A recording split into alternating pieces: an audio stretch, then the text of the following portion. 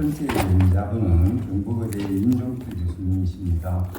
스탠레스 인 RSA에 대해서 말씀 주시겠습니다. 네, 소개 감사합니다. 제가 말씀드릴 내용 아소크라스에서 스템 랭스에 대한 내용을 드리고요. 먼저 조금 이렇게 지금 발전 과정을 보셔야 다음 얘기가 될 것 같아서 첫 번째 숄더 프로세스가 1893년에 이제 디벨롭이 됐고 퍼스트 제너레이션에서 처음 나왔던 것들이 모노블락이라 해서 완전히 이게 하나가 통째로 되어 있는 이런 디자인들을 사용을 했는데 이런 걸 쓰게 되면 이제 헤드가 대개는 오버사이즈가 되는 경우가 많고 헤드 포지셔닝 자체도 이렇게 하나의 통짜의 이렇게 유니트이기 때문에 말 포지션이 되는 경우가 많습니다. 그래서 세컨 제너레이션에서 이제 스템과 헤드가 분리되는 형태를 쓰기 시작했고요.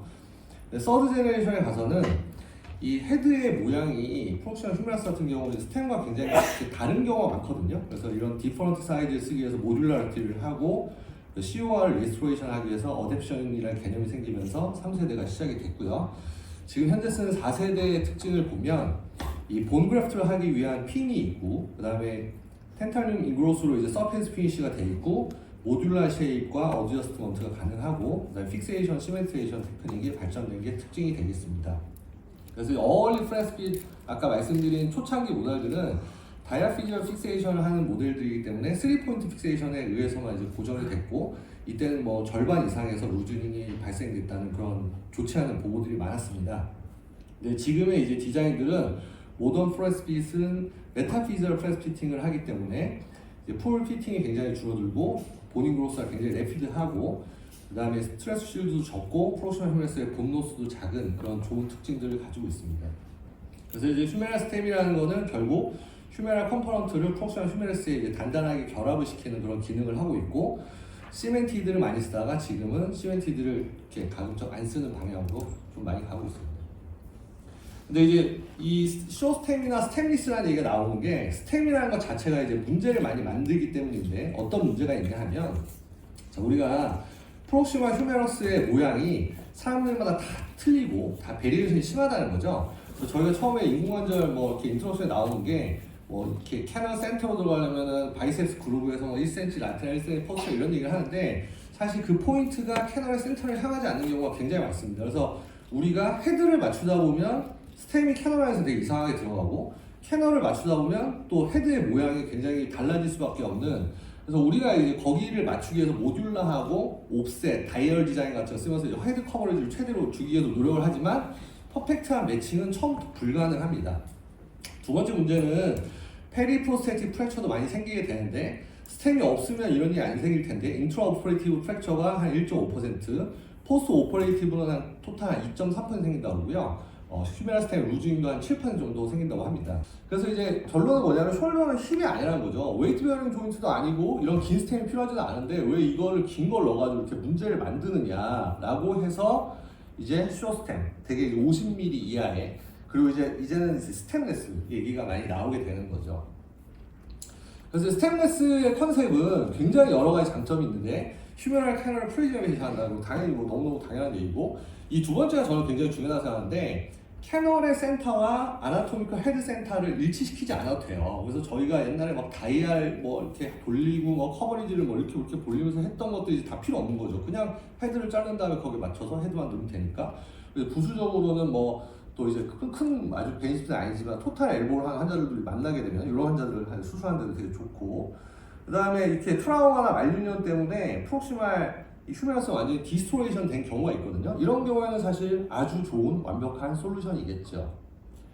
그래서 이제 휴메랄 프로스테시스 스템리스가 몇 개 쭉 나온 게 있어서 이 논문들과 내용을 좀 소개를 좀 해드리겠습니다.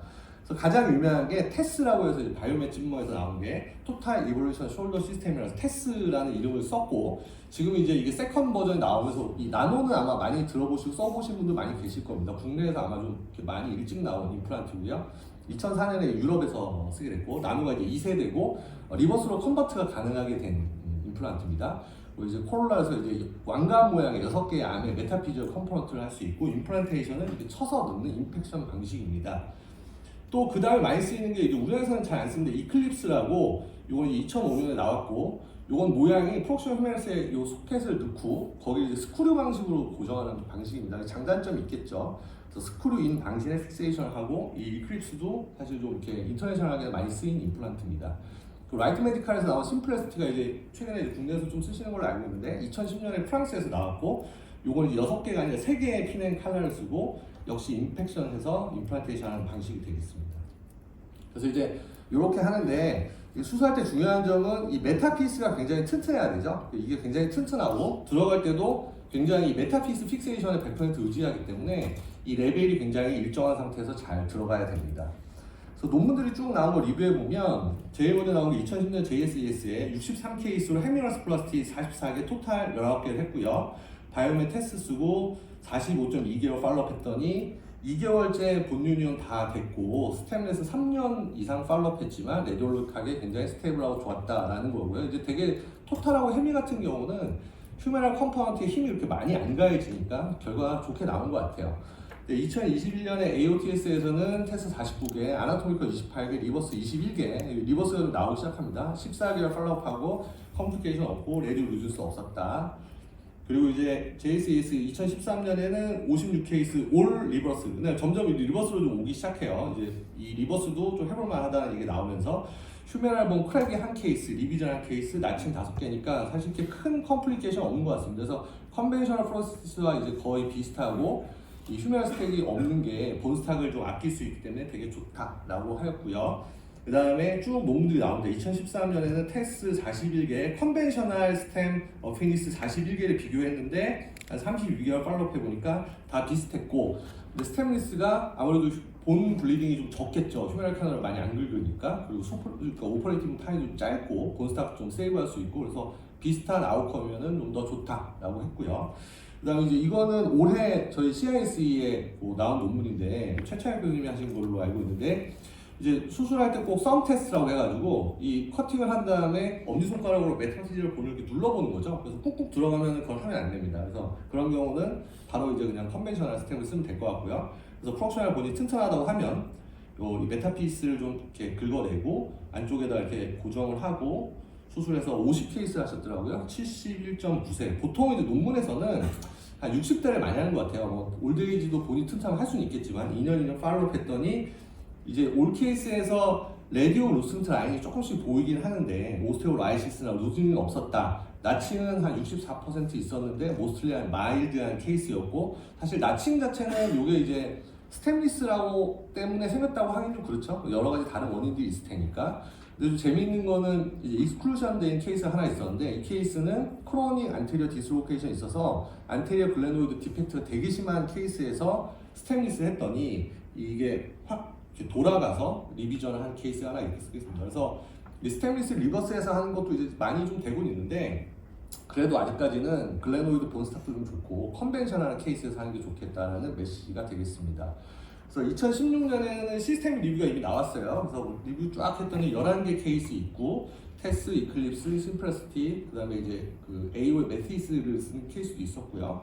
12개에서 한 233케이스까지 다양한 케이스가 있었고 팔로우를 한 2년 정도 해보고 나이는 대개는 거의 60대 초반에서 중반 정도입니다. 보통 70 넘어 그렇게 많이 하지는 않는 것 같습니다.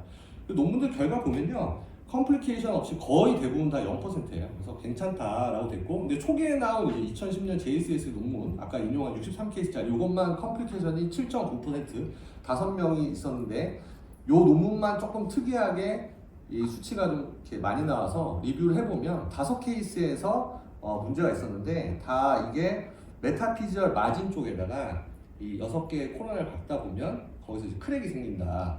근데 사실 이 5케이스도 넣고 한 2달 정도 지나면 본윤이 잘 된다. 그래서 언더사이징이 중요하고 이게 크게 넣으면 절대 안 되고 그 다음에 이게 시비한 컴플리션이 없으니까 뭐 7.9%지만 괜찮다라는 게 결론이 되겠습니다.